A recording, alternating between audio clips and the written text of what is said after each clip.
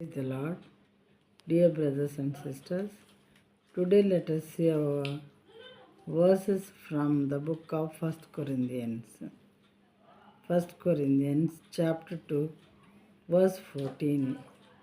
The natural person does not accept the things of the Spirit of God, for they are folly to him, and he is not able to understand them because they are spiritually discerned. ప్రకృతి సంబంధి అయిన మనుష్యుడు దేవుని ఆత్మ విషయములను అంగీకరింపడు. అవి అతనికి వెరితనముగా ఉన్నవి. అవి ఆత్మానుభవము చేతనే వివేచింపదగును కనుక వాడు వాటిని గ్రహింపజాలడు. మరి ప్రకృతి సంబంధి అయిన మనుషుడంటే ఈ లోక సంబంధమైనటువంటి మనిషి. అతను మరి దేవునిలో లేనివాడు, దేవుని విషయాలు ఎప్పుడు ఆలోచించనివాడు, సత్యాన్ని గురించి అన్వేషించినటువంటి వ్యక్తి. అలాంటి వారినే ప్రకృతి సంబంధమైన మనుషులు అని చెప్పి అంటూ ఉంటాము. ఈ లోక సంబంధమైనటువంటి లోక విషయాల్లో ఇంట్రెస్ట్ చూపించేటటువంటి మరి మనుషులు అన్నమాట.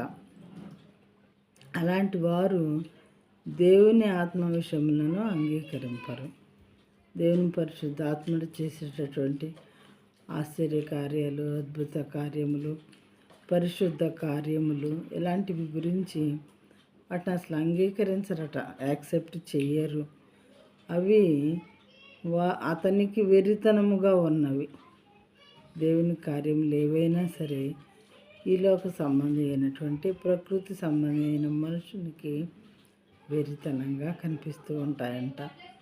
ఫర్ ఎగ్జాంపుల్, మరి దేవుని బిడ్డలో బైబిల్ పట్టుకొని ఎప్పుడు చూసినా కానీ ఎక్కువ సమయాల్లో మందిరానికి వెళ్ళటం, మళ్ళీ రావటం, తర్వాత ఆ విషయాలు మాట్లాడుకోవటం, మరి లోకస్తులతో కొన్ని విషయాల్లో ఏకీభవించకుండా పాప కార్యాలు, పాప మాటలు చెప్పుకోవటం, ఒకళ్ళ మీద ఒకళ్ళకి అబద్ధాలు లేదా అన్నెసరీ టాకింగ్ ఇలాంటివి చేయకుండా వాళ్ళని వాళ్ళు భద్రపరుచుకుంటారనమాట.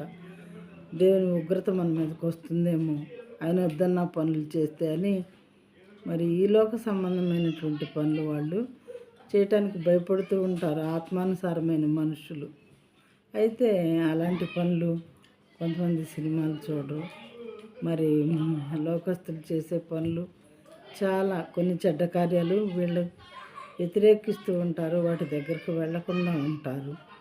అలాంటి వాళ్ళని చూసి వీళ్ళేంటి ఇలా మరీ సెపరేట్ అయిపోతున్నారు సొసైటీకి, మనుషులకి, ఏమైంది, ఈ పని చేస్తే ఏమైంది, ఆ పని చేస్తే ఏమైందని మరి దేవుని బిడ్డల్ని లేదా ఆత్మానుసారంగా నడిచే వాళ్ళని చూసి వెర్రి వాళ్ళలాగే ఉన్నారు వీళ్ళు అని, వెర్రితనంగా ఉన్నాయి వీళ్ళ పనులు అని అనుకుంటూ ఉంటారంట.